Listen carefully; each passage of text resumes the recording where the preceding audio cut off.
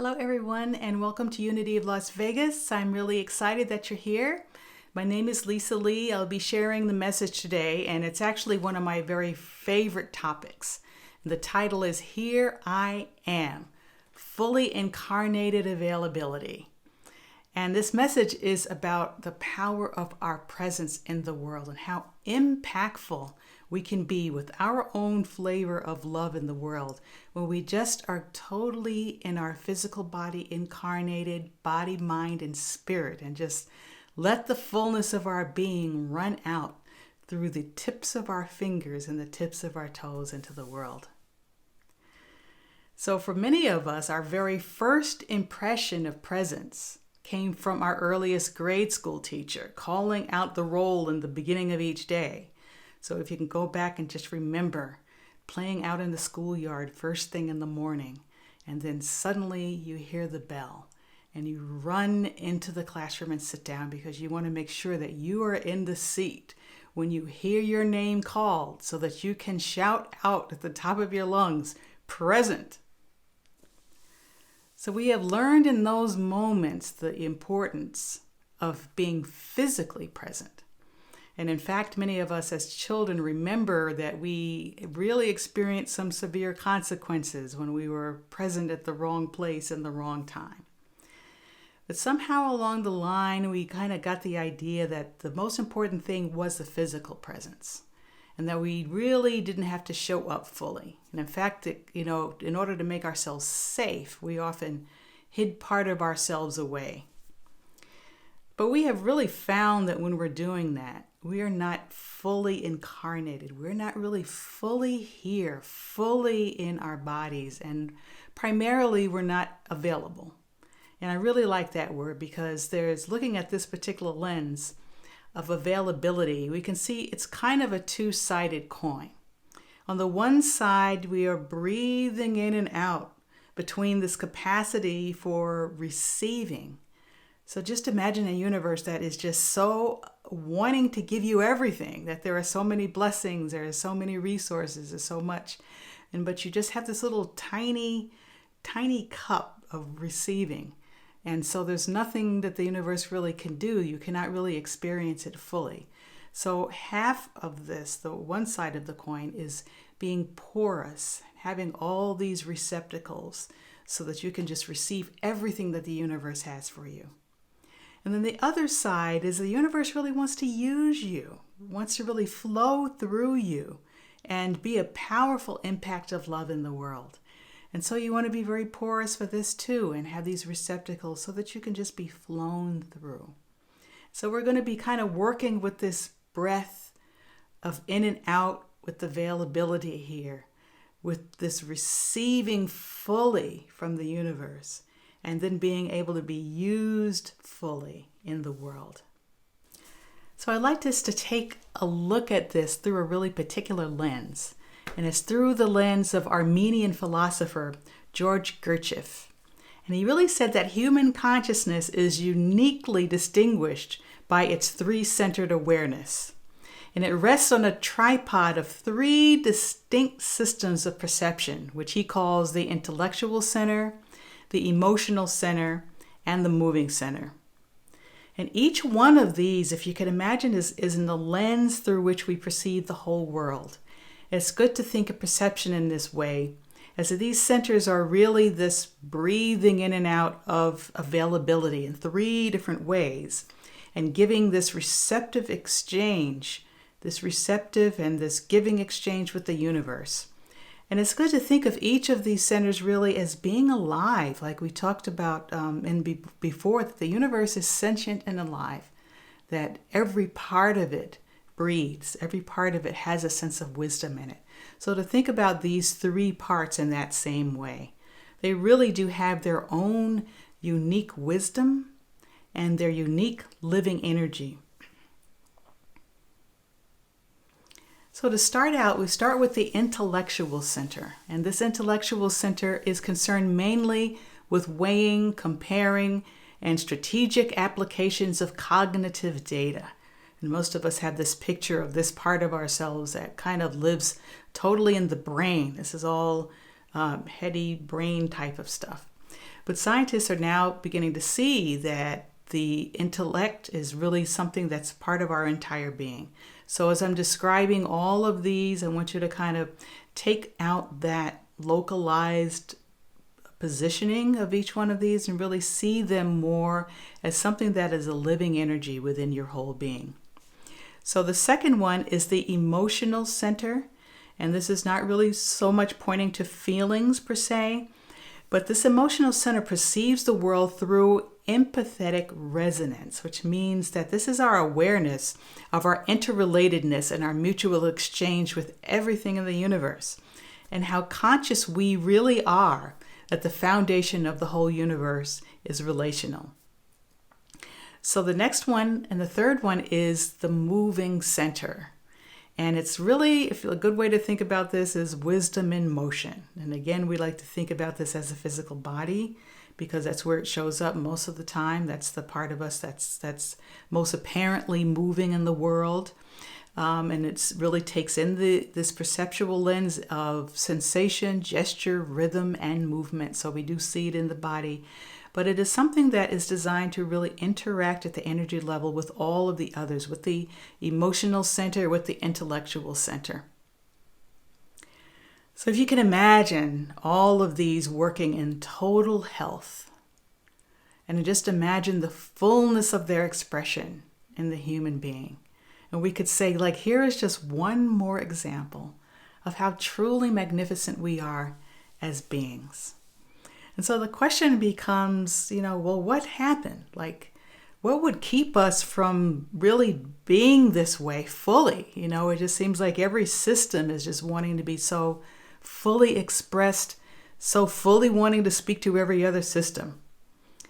So there are probably many reasons for this, but the one I would like to focus on now is the one that I think is the primary one, is that we really have lost touch with why we have come here. And we've lost touch with how truly indispensable our individual lights are on the planet right now to really bring forth the transformation that is being craved for. And we also kind of don't really see so much of how love is so ready to flow through every part of our being and so available and so present and there for us. Okay, so now I'm going to tell you something kind of weird. And here's how I want you to take it. First of all, what I'm about to say is not factual. I don't want it to go through that particular intellectual, factual lens. And it's not designed to be kind of a religious movement or a specific dogma, that type of thing. The way I'm inviting you to take this information in is that here possibly is another example of how love is wanting to pour itself on the planet. So I just had to mention that I'm reading this really great book, and it's called 3 Waves of Volunteers and the New Earth, and it's by Dolores Cannon. And she's a hypnotherapist who specializes in past life regression. So she has worked with thousands of people. And so she's written so many really beautiful books. And it's a kind of a science if you think about it, because when like hundreds of people are saying the same thing, then that's something that you really want to take a look at. So here's what she's saying after thousands of these regressions. That she's seeing that prior to 1945, souls were primarily enrolled in what's called the Earth School. That means that many of us coming in were incarnating initially in the mineral kingdom, then we incarnated in the plant kingdom, then the animal kingdom, and then have had several hundred incarnations as human beings. And so when she did these regressions, she was going back in time to previous lifetimes that humans have had on the earth. And then she began to see a very interesting shift. And she was beginning to do these regressions and finding that people were not so much regressing just to lifetimes they've had on the earth, but even from other planets.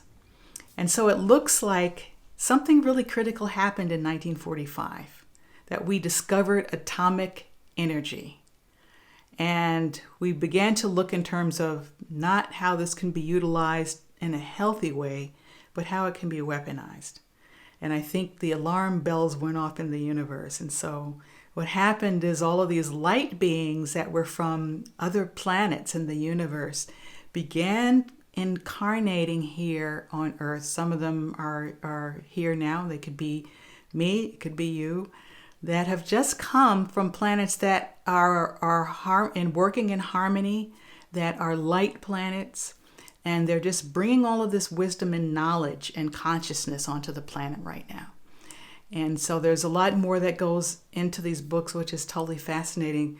But what I want you to really get the feeling for is this call of love from the universe that is now just pouring into this planet, that all the forces in the universe are now right here working with us to transform and bring us forward into what's new.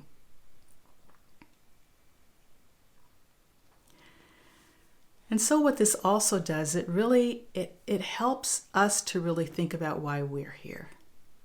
You know, that there's something very significant about this. This isn't random, that there's something here that we have come here to do that's very specific. And one of the things that's very clear, I think, is that we've come to redo, reform, rethink a lot of our current systems, which have now become very dysfunctional. And we've come to turn them up on their heads, and we've come to show really what we have thought of as being weak is really strong. What is up is really down. And so we find really that this is something also that Jesus did in his lifetime. He was very much about upsetting the status quo type of thinking into a whole nother way of thinking. And this is reflected in the Beatitudes, which are 8 short sayings that were part of the Sermon on the Mount. And each of them begins with the phrase, "Blessed are." And this is very significant. In the Greek, blessed means to be fortunate, happy, in a privileged situation, and very well off. And in other translations in Latin, blessed actually means congratulations. So each of these things that Jesus mentioned that seem like not things we would normally be blessed by, he's showing that it is just the opposite. This is the way that love really shows up in its most powerful way. So what I did is I actually created 4 Beatitudes for presence. And these are 4 ways that we can really turn how we are thinking on its head and possibly pinpoint any stuck areas in the natural flow of this availability, this breathing of giving and receiving with the universe that we've been talking about. And really taking a look at, well, why is it that we don't have this fullness of our being just running out of the tips of our fingers and our toes into the world every moment? So the first one is, blessed are those whose light is flickering, for all the darkness in the universe cannot put out the light of one small candle.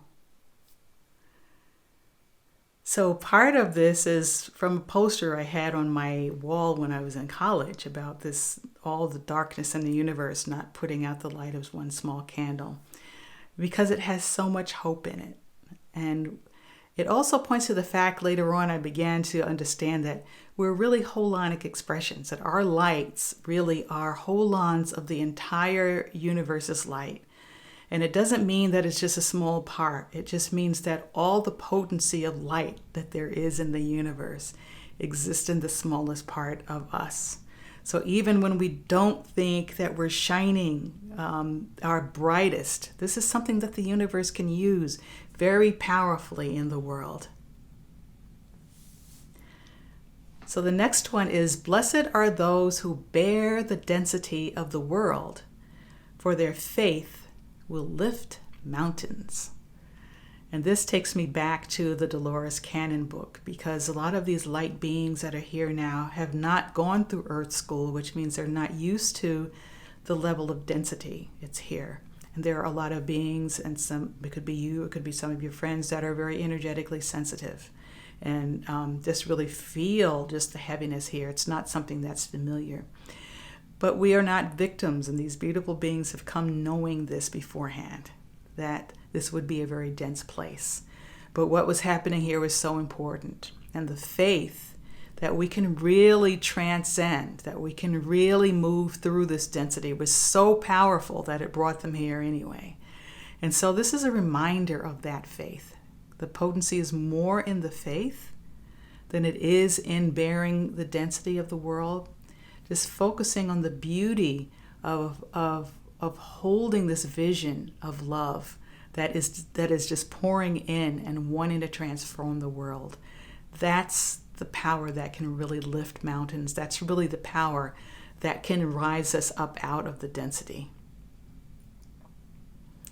The next one is, blessed are those who fall, for in their struggle to stand, we all rise with them. And I love this one because it really points to the fact that it's not really about falling, that's not the problem. That the gift is in what it requires of us as human beings to stand again.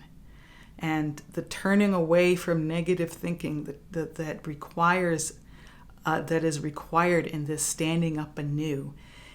The energy of that, the courage of that, is something that feeds the entire planet.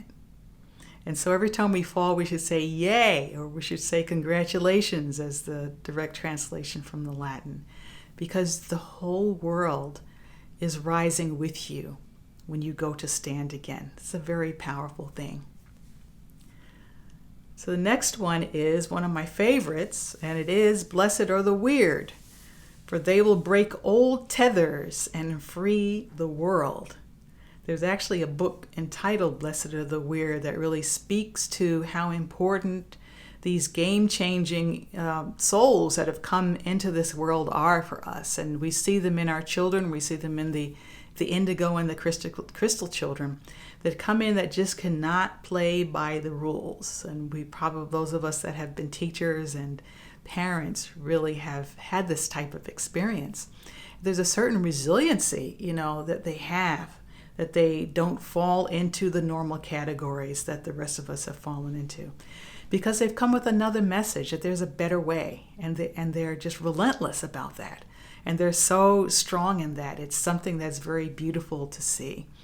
And so some of us also, these uniquenesses, these weirdnesses that we have in us are so important right now, because there are so many ways of being on the planet that have been unhealthy for so long. And if we have been living that way for so many years, it's difficult to really get out of old patterns. And so it's such a blessing to have new souls coming in and weirdnesses coming in that kind of can break us out of all of it.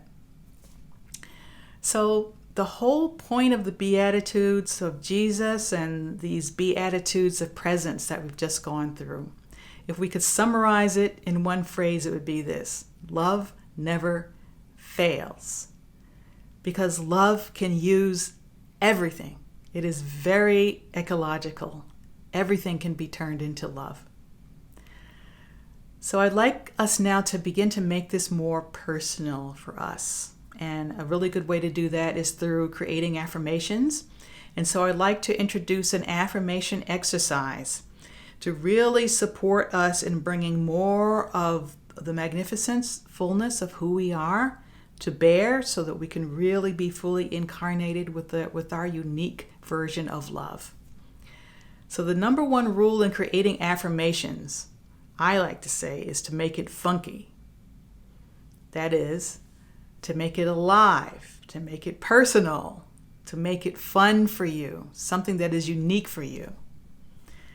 And so this whole idea of making it funky actually was inspired by this conversation between James Brown and a member of his band just before they were getting ready to play a song. So James Brown says to Bobby Bird, "Bobby, what are we going to do?" Bobby says, "I don't know." And James Brown says, "Whatever we do, let's make it funky." And then they go into the song. So there's also this story that goes along with this about this truth student who had a very serious health challenge, and she was really given only a few months to live. So she knew that she needed to do something very powerfully spiritual. And she wanted to create a very powerful affirmation, something that could really anchor her in love and anchor her in truth and in healing. And so she went and followed all the rules and was just trying to figure out what is the perfect affirmation for her. And she wrote out several things and had all these pages of notes and pages and pages. And at one point she became really frustrated. She threw all the pages up in the air and then she shouted at the top of her lungs, "Hell, I'm well." And in the moment that she said that, she realized, that's it. That's her affirmation. And so several times a day, she would look in the mirror and then she would just say, "Hell, I'm well." And lo and behold, in a short period of time, she became well. So it didn't follow the rules necessarily, but it was definitely funky. It was just something that came directly from her heart. It was personal. It was fun. And the energy of that is what really is transformational. So I want to really invite you to do that as well. So there's a slide that's coming up now that has all of the 4 Beatitudes that we just talked about. And so I would like to invite you at this point just to pause the video and to begin to play with some affirmations, some I am statements that you feel would really move you to the next level of your full expression on the planet. So I invite you to go ahead right now and pause the video, and I'll see you back in a few minutes.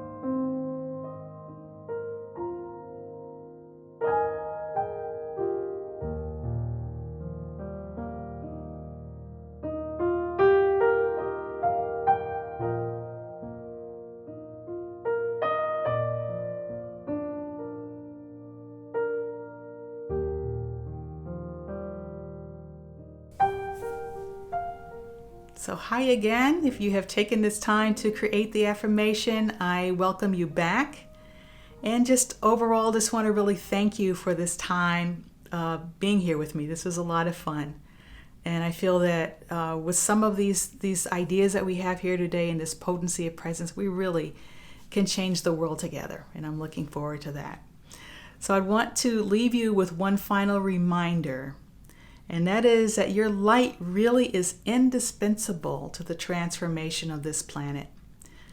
And my prayer is that this becomes a real living reality for you and not just something that is an idea. And that you begin to really sense the whole universe in every moment, longing to hear you say at the top of your lungs, "Here I am, fully incarnated availability." Blessings on your day.